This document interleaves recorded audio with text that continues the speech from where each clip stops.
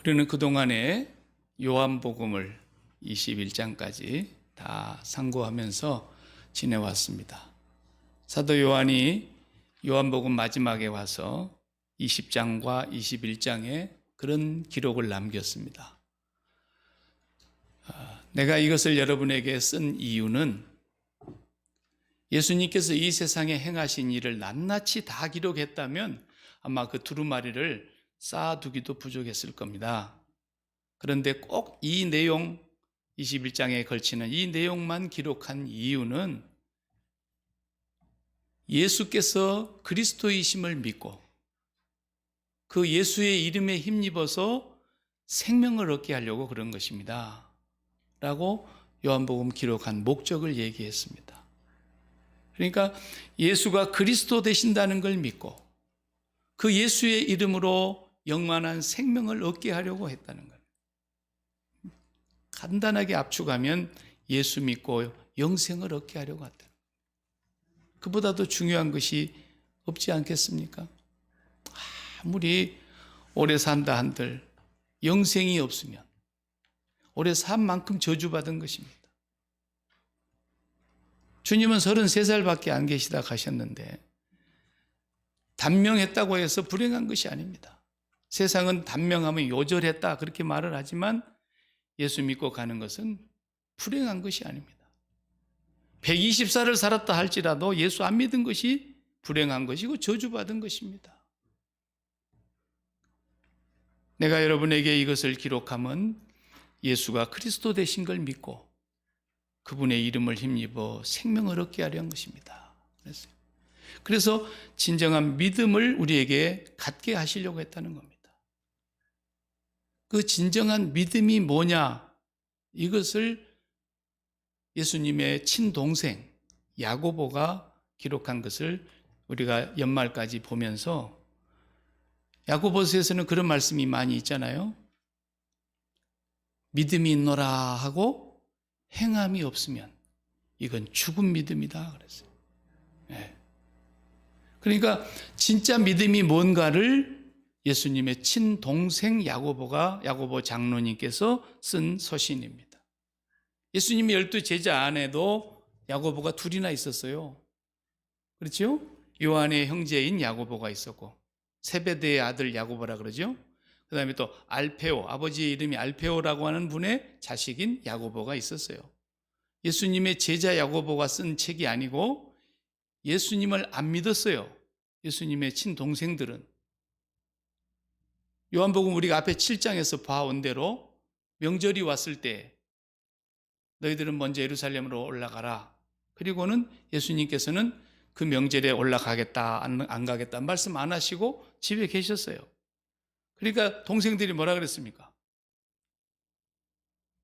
형님도 유대로 올라가십시오. 세상에 자기가 하는 일을 드러내고자 하면서 숨어 사는 사람이 어디 있답니까? 당신이 떳떳하게 예루살렘에 올라가서 당신이 나타내고자 하는 일을 나타내시라고 이렇게 동생들이 얘기했다 그랬어요. 그 7장 5절에 보면 이는 그 동생들도 예수를 믿지 아니하였기 때문이다 그랬어요. 안 믿었어요. 그런데 그 동생들이 예수를 믿었다고 하는 흔적이 어디서 나오냐면 예수님이 부활하신 후예요. 예수님의 바로 아래에 예수님은 성로인 동정녀라고 하는 마리아의 몸에서 나셨고 그 다음부터 나오는 예수님의 동생들은 다 요셉과 마리아의 부부 사이에서 태어난 자녀들이에요. 그렇기 때문에 그 동생들도 예수를 믿었으면 했는데 안 믿었다고 성경은 기록해요. 그러다가 요한복음 15장, 고린도전서 15장, 부활장이죠. 부활장에 가서 보면은 바울이 거기에 서론에 뭐라고 씁니까? 예수 그리스도께서는 성경대로 죽으셨다가 성경대로 다시 살아나셨다. 그리고 12 제자들에게 보여주셨고 그리고 그 다음 말씀이 뭐예요? 야고보에게 나타나셨으며 그랬어요. 그리고 맨 마지막에는 만삭되지 못하여 난 자와 같은 나에게도 나타나셨다 그랬어요. 그때 그 야고보가 바로 예수님의 동생이에요. 고린도전서 15장 5절 이하에 보면은 그렇게 소개하고 있어요. 그래서 우리가 추측해 볼 수 있는 것은 예수님이 정작 공생애의 삶을 살고 계셨을 때는 동생들도 안 믿었지만 주님 십자가에 죽으시고 부활하시고 승천하시고 그 과정 속에서 야고보에게 주님이 나타나신 거예요. 그때는 형님으로 나타나신 게 아니죠. 하나님으로 그에게 나타나신 거예요. 구원자로 그에게 나타나신 거예요. 그래서 동생이 예수를 믿고 나중에 보면은 갈라디아서를 보면요. 베드로와 야고보와 요한 다시 세 사람의 이름이 등장하는데 그 중에서 야고보는 제자 야고보가 아니에요. 제자 야고보는 일찍이 순교를 당하셨어요. 사도행전 12장에 나오잖아요. 그러니까 제자 야고보는 순교를 당하셨고 동생 야고보, 예수님의 친동생 야고보가 초대교회의 최고로 교회의 일대의 수장이 됩니다. 감독이 됩니다. 그래서 사도행전 15장 이하를 읽어봐도 거기에서 또 야고보가 회의를 진행하는데 의장으로 나옵니다. 이제 동생 야고보는 예수님을 정말로 하나님으로 섬기면서 주님으로 믿고 영접한 후로 교회의 총감독이 된 거예요. 이분이 야고보서를 쓰면서 흩어져 있는 12지파에게 쓴다. 1절에 그리 얘기했어요. 흩어져 있는 12지파라는 말은 그 당시에 자기의 동족들이 유대인들이었잖아요. 그 유대인들이 예수를 믿고 나니까 동족으로부터 핍박이 시작이 되는데 나사렛 예수는 개수 이단인데 십자가에 못 박아 죽여야 될 형벌을 받은 자인데 어떻게 그를 믿느냐 해가지고 유대인들이 핍박을 하니까 개종한 사람들이 견딜 수가 없었어요. 사도행전 8장에 보면은 스데반 집사님이 순교를 당한 이후에 예루살렘 교회에 극심한 핍박이 일어나기 때문에 사도들만 남겨두고 전부 유대인들이 외국으로 도망가 버렸다 그랬어요. 다 흩어졌다 그랬어요. 재산을 빼앗겨야 했고 이산가족도 나와야 했고 너무나 많은 극심한 환난과 고난을 당하고 핍박을 받게 되니까 있는 재산도 다 빼앗기게 되니까 도저히 견딜 수가 없어서 멀리 로마 땅으로까지 피신을 간 거예요. 그러니까 흩어져 있는 그 유대인들을 향해서 그리스도인으로 개정한 초기 그리스도인들을 향해서 쓴 편지란 말이에요. 여러분들이 당하고 있는 이 여러 가지 시련, 여러분이 만나는 여러 가지 핍박, 이런 환난을 받을 때 어떻게 하라 했어요? 온전히 기뻐하십시오 그랬어요. 이 번역은 그렇게 되어 있지만 원문의 의미는 뭐냐면 자랑하고 싶어서 견딜 수 없는 기쁨이라는 뜻이에요. 그렇게 핍박과 환난을 당하고 집도 절도 없이 다 쫓겨나가고 형제들이 뿔뿔이 흩어지고 생사를 확인할 길이 없을 만큼 극심한 환난 속에 살아가는 이들을 향해서 자랑하고 싶어서 견딜 수 없는 기쁨으로 기뻐하라는 거예요. 우리같이 이렇게 평안하게 산 사람들에게는 마음이 와닿지가 않을 거예요. 미국 같은 데에 예수 믿는 사람 이렇게 잡아 죽인다 그러면 지금 믿는 사람들도 얼마 안 되는데 몇 명이나 믿겠습니까? 네. 그래서 그 흩어져 있는 사람들을 향해서 여러분들이 이 시련을 만날 때마다 온전히 기쁘게 여기십시오. 왜 그랬습니까? 이 시련이 뭘 만드나 했어요? 인내를 이루는 거라고 했어요. 인내를 이루는 거. 그러면서 4절에 이 인내를 온전히 이루라는 거예요. 인내를 완전하게 이루라는 거예요. 그러니까 이 인내라는 말을 우리가 참물인자 세심은 뭐 살인도 면한다 이러면서 참물인자를 꼬박꼬박 쓰는 사람이 있어요. 화날 때마다 쓰고 또 상사에게 억울한 소리 들었을 때 또 쓰고 참으면서. 근데 그런 인내를 말하는 게 아닙니다. 이 세상 사람들도 인내하지요. 예를 들어서 자기가 어떤 목표를 달성하기 위해서 얼마나 많은 일을 하고 싶을 텐데도 다 참고 견디면서 어떤 사람은 돈을 많이 모으기 위해서 먹고 싶은 게 얼마나 많을 텐데 안 먹고 안 입고 안 사고 안 쓰고 이것도 다 인내 아닙니까? 지금은 형편이 어렵지만 언젠가는 우리도 쨍하고 해 뜰 날이 있을 거라면서 또 인내하지 않습니까? 우리 자식들이 지금은 좀 피지 못해도 언젠가는 피는 날이 있을 거다는 또 그런 기대를 가지고 인내하지 않습니까? 우리는 지금 화장실 하나밖에 없는 화장실 하나밖에 없는 집에서 살지만 화장실 한 4개 정도 있는 집에서 살고 싶다고 해서 인내하면서 열심히 의욕적으로 돈을 벌기도 하고요. 집 방 한 칸짜리에서 방 3칸, 4칸짜리 살고 싶어 하고. 이 세상에도 인내가 있습니다. 그러나 오늘 예수님이 말씀하시는 이 야고보의 기록은 그런 인내가 아닙니다. 우리는 지난 1년 동안 십자가를 생활하러 승리하는 삶을 살자고 계속 반복하면서 살았습니다. 십자가를 생활화하는 것을 말하는 겁니다. 이 인내라는 의미가. 그냥 쉽게 이해하면은 어떤 표현이냐면, 여러분 옛날에 우리 6, 70년대는 권투가 얼마나 인기가 많았습니까? 홍수환 선수도 나오고 막.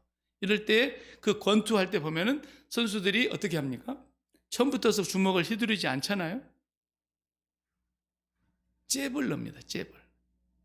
잽을 넣는 이유는 뭐겠어요? 결정타를 한 방 먹이기 위해서 상대방을 지금 현혹하거나 힘을 서서히 빼놓고, 그래가서 허점이 보이는 순간에 결정타를 먹여서 그 사람을 쓰러뜨리려고 하는 거거든요. 근데 챔피언이 된다는 건 뭐예요? 맷집이 좋아야 된다. 맷집이. 그냥 뭐 턱을 맞으면 주로 웬만하면 다 쓰러집니다. 근데 턱을 맞았는데도 안 넘어가는 맷집. 복부 심장 부위를 그냥 강타를 받았는데도 넘어가지 않는 맷집. 막 관자놀이 같은데 그냥 한 방 맞으면 머리가 빙 돌면서 쓰러져 버립니다. 그렇게 맞는데도 맷집이 강한 사람은 안 넘어가요. 바로 그걸 말하는 겁니다. 그래야 챔피언 되는 거란 말이죠. 그러니까 경기가 끝날 때까지, 마지막 종료가 될 때까지 정신 차리고 맷집을 유지해야 된단 말입니다. 우리가 이 땅에 살아가고 있는 그리스도인의 삶이라는 것이 바로 경기장이라 그랬지 않습니까? 어떤 곳에서는 전투하는 곳이라 그랬지 않습니까? 영적인 싸움이 일어나고 있는 곳인데 주님께서 우리에게 너의 달려갈 길을 이제 다 마쳤다라고 하는 순간까지 우리는 맷집을 키워야 되는 거예요. 이게 인내예요. 그 맷집이 커지는 것은 뭡니까? 십자가를 생활화하는 거예요. 십자가 생활화하지 않으면 그냥 잽에 넘어가 버려요. 잽에. 아니, 잽 하나 맞고 넘어가는 게 무슨 권투 선수겠습니까? 네. 조그만 실은 하나 왔는데 그것에 그냥 벌렁 날아버리는 거죠. 이런 사람은 안 된다는 거예요. 그래서 초대교회 그리스도인들이 그렇게 많은 핍박과 환난으로 뿔뿔이 흩어지고 굴 속으로 숨어 들어갔지 않습니까? 카타콤. 1년 굴 속에 산 게 아니잖아요. 300년을 굴 속에서 살았어요. 적어도 로마의 황제 콘스탄틴이 이제 기독교인들을 핍박하지 마라. 기독교를 자유의 종교로 인정한다라고 칙령이 내려오기까지는 그들은 숨어 살아야 했습니다. 동굴 속으로 들어가 살았습니다. 요즘은 그걸 성지순례 구경 간다고 가지만은 그 굴 속에서 개미가 땅 속에 굴 파놓은 것처럼 사람이 잡으러 와도 잡힐 수 없을 만큼 그렇게 굴을 뚫어놓고 거기서 숨어 살았다는 거예요. 그런데도 뭐라고 말씀해요? 온전히 기쁘게 여기라 그 말이에요. 이 기쁨을 자랑하지 않을 수가 없는 그런 기쁨을 누리라는 거예요. 이야. 그러니까 우리가 인내라고 하는 생각과 오늘 이 성경에서 야고보 사도가 말씀하고 있는 이 인내라는 말은 다른 뜻이에요. 그냥 잘 살아가고 있다가 어떤 어려운 일이 탁 하고 닥치면은 그때 인내해야 된다. 그런 뜻이 아니에요. 그리스도인은 인내 자체가 목적이라는 거예요. 그래서 책상머리에다가 인내는 쓰다. 그 열매는 달다. 뭐 이런 걸 써가지고 머리에 띠띠고 공부하는 학생들 있고 그러지 않아요? 그런데 그런 얘기가 아닙니다. 언젠가는 나는 달디단 열매를 먹을 것이다 하면서 인내는 쓰지만, 그리고 와신상담하듯이 말이죠. 와신상담 알죠? 쓸개즙을 마시면서 장작더미 위에서 잠을 자면서 내가 반드시 이 원수를 갚으리라. 궁도령이라는 취급을 받으면서 정말 사람 취급을 못 받고 천덕꾸러기가 돼가지고 사람들 앞에서 살았던 흥선대원군 보세요. 무서운 사람입니다. 와신상담한 사람이에요. 지금은 내가 쓸개즙을 먹지만, 지금은 내가 편안하지 않는 장작더미에서 잠을 자는 것 같지만 두고 봐라. 그래가지고 제가 왕이 돼가지고 피비린내 나는 원수 갚는 일을 하지 않습니까? 그런 인내가 아니라는 거예요. 예. 주님이 말씀하시는 이 인내는 자랑하고 싶어서 견딜 수 없는 기쁨, 그것이 인내를 이루는 거라는 거예요. 그래서 신앙생활이 십자가 생활화가 기뻐지면 내가 그 단계에 이제 올라가고 있구나 하는 걸 느낄 수 있는 거예요. 십자가 생활화가 기뻐져야 돼요. 십자가 생활화하는 것이 너무 자연스럽고 나는 사람들에게 자랑하고 싶어. 당신은 정말 십자가를 생활화하면서 삽니까? 너무너무 행복합니다라는 거예요. 그런 것이 바로 오늘 야고보가 우리에게 말하고 있는 인내를 온전히 이루라. 인내는 쓰다, 그 열매는 달다가 아니고 인내가 목적이라는 거예요. 인내 그 자체가 우리의 삶의 목적이라는 거예요. 왜 그럴까요? 제가 전에도 한번 소개한 적이 있는데 제 친구 중에 하나가 제가 밴쿠버 캐나다에서 목회할 때 의사인데 갑자기 나타났어요. 네. 제가 이제 거의 가까운 동네에서 살았고 목회도 제가 거기서 했고 그 아버님 어머님이 저희 다 시찰 안에 계시는 장로님 권사님이었는데 이 친구가 이제 의사 노릇을 하고 있는데 그 당시에는 이민을 많이 왔어요. 캐나다에. 2000년 초에는 한 해에 한 10,000명씩 한국에서 나왔으니까 캐나다만 들어오는 사람들이 굉장히 했죠. 그때 이제 그 부인과 아이 둘이 왔어요. 그 아이들이 우리 아이들하고 나이가 똑같아요. 그래 와가지고 거기 이제 집을 한 채 마련해가지고 조기 유학이라 그러죠, 이른바. 그러면서 이제 살아가는데 제가 이제 가끔 신방 때 그 집을 가보면 이 컴퓨터 하나가 거실 바닥에 이렇게 티테이블 위에 놓여져 있어요. 노트북이.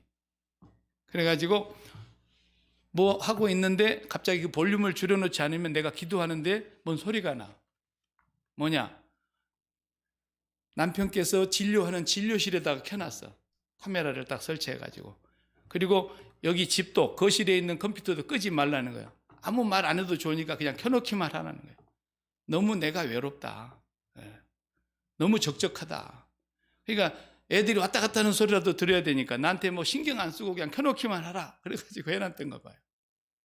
근데 신방 예배를 드는데 그 볼륨을 안 줄여가지고 막 뭐 환자들하고 대화하는 소리도 막 들리고 이러더라고. 그러더니 몇 달 못 가서 급기야는 병원 팔아버리고 왔어요. 팔아버리고 왔어요. 에이, 의사 노릇 그만해야 되겠다. 도저히 못 살겠다. 내가 뭐 하자고 이거 가족하고 떨어져서 이렇게 살아야 되느냐. 이래서 나중에 결국 와버렸습니다만은 그런 것과 같아요. 네. 처음에는 너무 힘들었어요. 근데 이제 마음을 딱 결정을 했어요. 병원 팔자. 모든 것을 정리하자.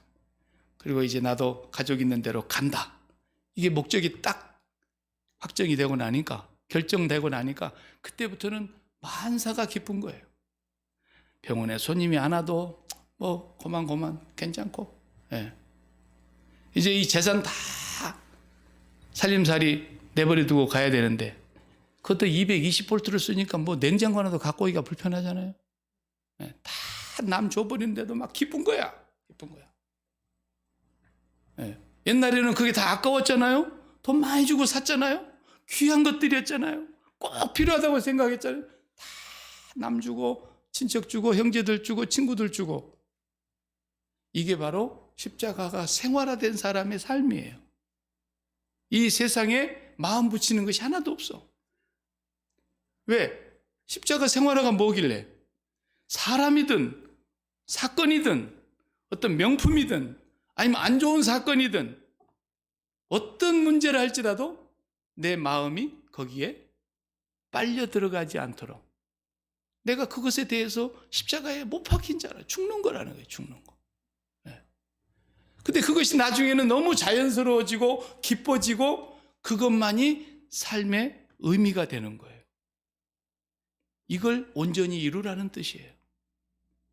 그런데 사람들이 그렇게 살려고 해도 안 살아요.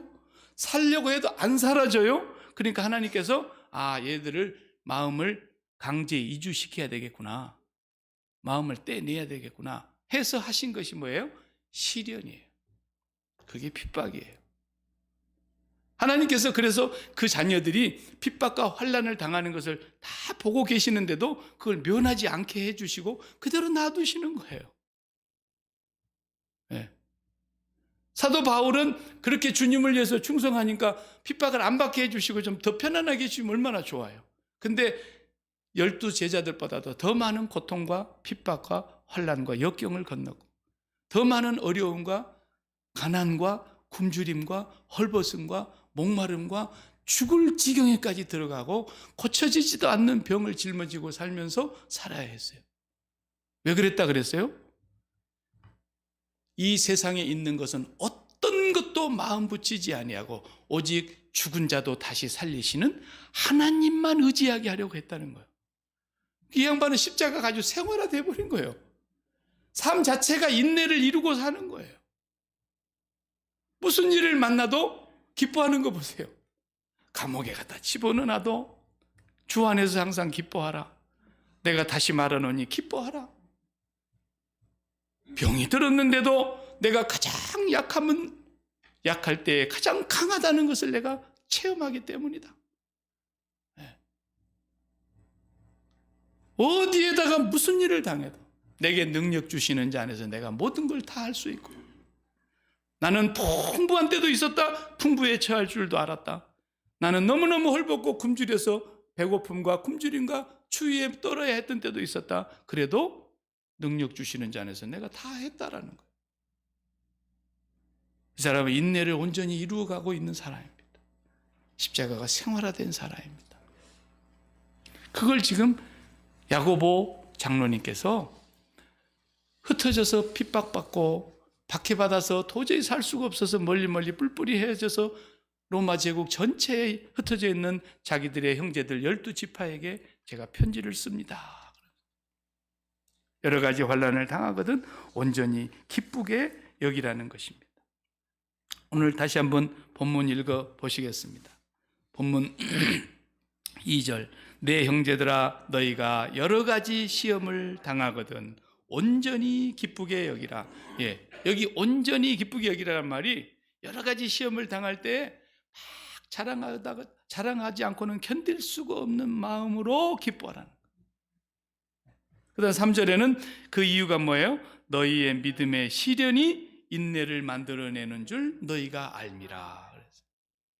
이렇게 시련이 될 때마다 인내가 이루어져 간다는 거예요. 그러니까 이 친구가 이제는 다 버리고 캐나다에 아내와 자녀들이 있는 곳으로 내가 간다 라는 생각이 확정이 되는 순간부터서 자기에게 일어난 일은 어떤 일이라도 괜찮아요.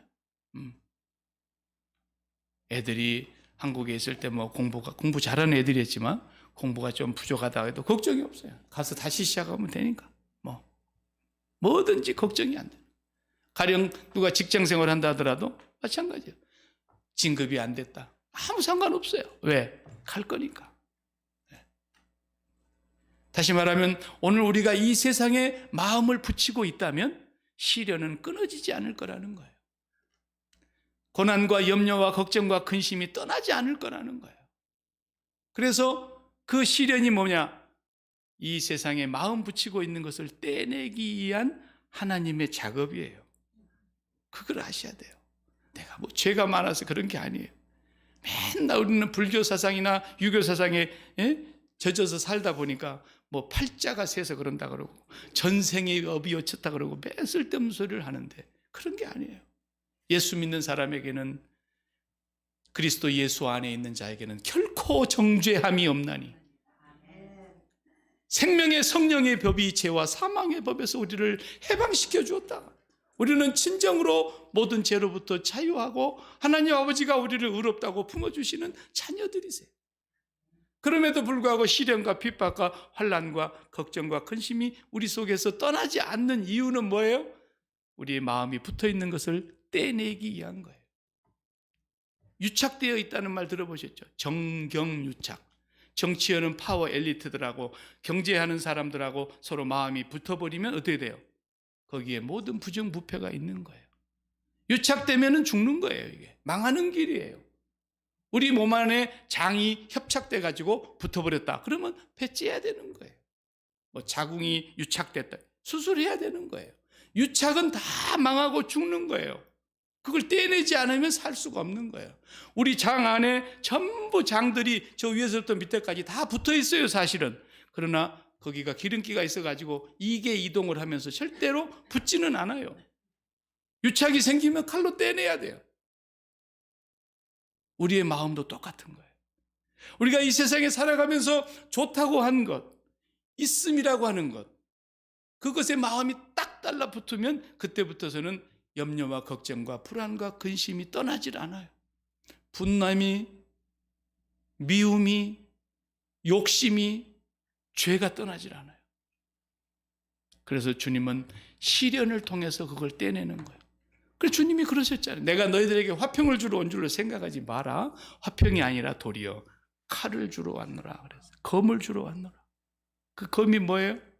떼내는 수술이에요, 수술. 이게 십자가의 검인 거예요.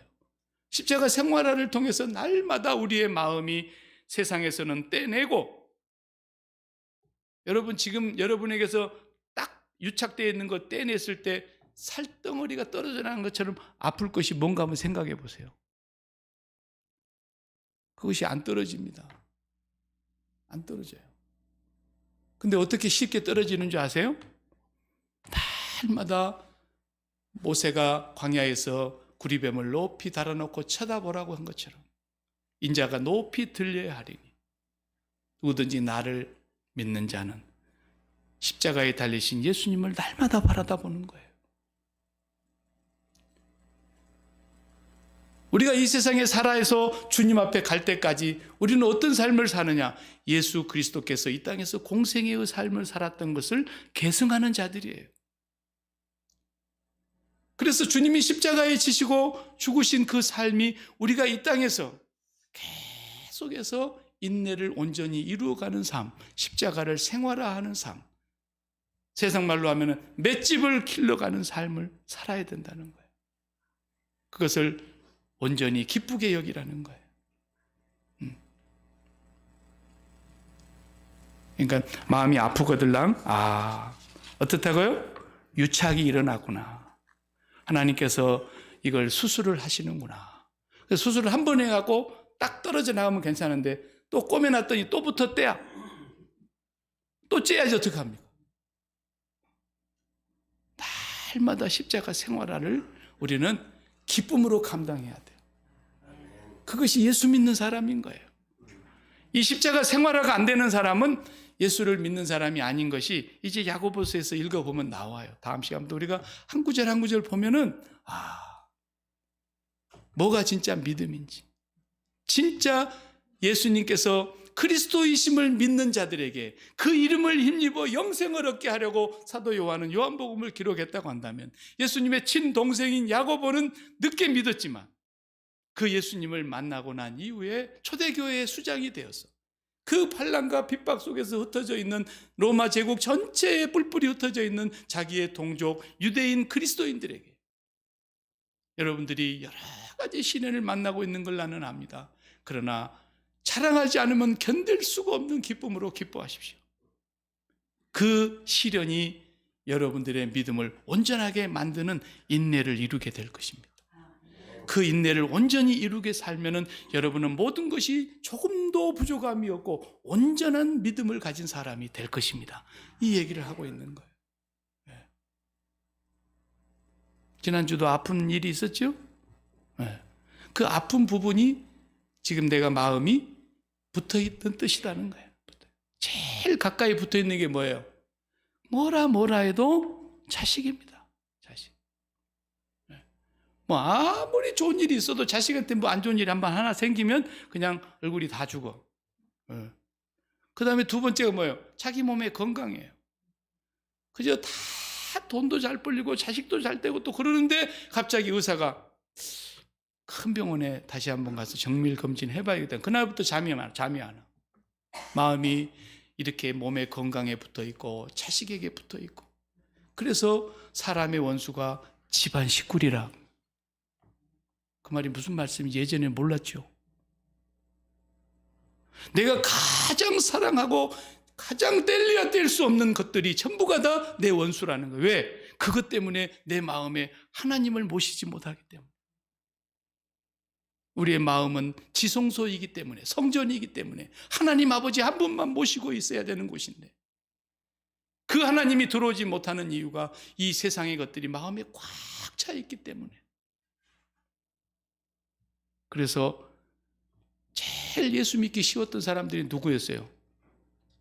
그냥 하루 벌어서 하루 먹고 없으면 굶고, 그런 사람들은 예수 믿기가 너무 쉬웠던 거예요. 그래서 예수님의 친구들 주변에 보세요. 다 누구였어요? 그런 사람들 뿐이었어요. 얘들아, 많이 갖고 있고 높은 자리에 올라가고 늘 성공하고 출세하고 명예하고 인기를 누리고 이런 사람들은 얼마나 천국 가기가 어려운지 아니? 왜? 그것들이 심장에 꽉 붙어 있잖아요. 그 중에 하나만 떨어져 나가봐요. 명예를 목숨처럼 여기고 사는 사람들, 명예 떨어져 나가면 죽고 못 삽니다. 그러니까 미투에 걸려가지고 막 이름 석자가 그냥 뉴스에 나오니까 견딜 수가 없어가지고 쥐구멍이라도 있으면 기어 들어가려고 하다가 세상에 못 나오고 그냥 끝낸 사람들이 얼마나 많습니까? 이렇게 세상을 철저하게 사랑하고 있는 사람들을 십자가에 뭐라 그랬어요? 원수들이라 그랬잖아요. 빌립보서에서. 십자가의 원수들. 저들의 신은, 저들이 섬기는 신은 배요. 뱀이 땅에다가 배를 기어다니면서 땅의 걸 주워 먹고 사는 것처럼 뱀 새끼들이 그렇게 산다는 거예요. 저들의 신은 배요, 그들의 영광은 부끄러움에 있고 땅의 일을 생각하는 자라. 이들이 십자가의 원수들이라 그랬잖아요. 이걸 떼내지 못하면 그리스도인이 될 수 없다는 거예요. 교리적으로 예수 믿는 것 얼마나 쉽습니까? 아무것도 아닙니다. 그러나 이제 형님께서 그렇게 공생애의 삶을 살고 계실 때 형님을 믿지 않았던 이 야고보가 가까이서 보았던 그 형님이 성령을 받고 보니까 진짜 예수님을 믿는다는 것이 무엇인가를 성도들에게 말해주고 있는 것입니다. 참 믿음이 뭐냐? 그것은 인내를 온전히 이루는 것이다. 그것이 참 믿음이라는 거예요. 그 인내를 온전히 이루는 삶이 뭐냐? 다른 말로 바꾸면 십자가 생활하라는 거예요. 세상 말로 바꾸면 맷집을 키우는 거라는 거예요. 그래서 이제는 어떤 일이 와도 다 그것이 희석이 돼가지고 나에게 충격으로 다가오지 않는,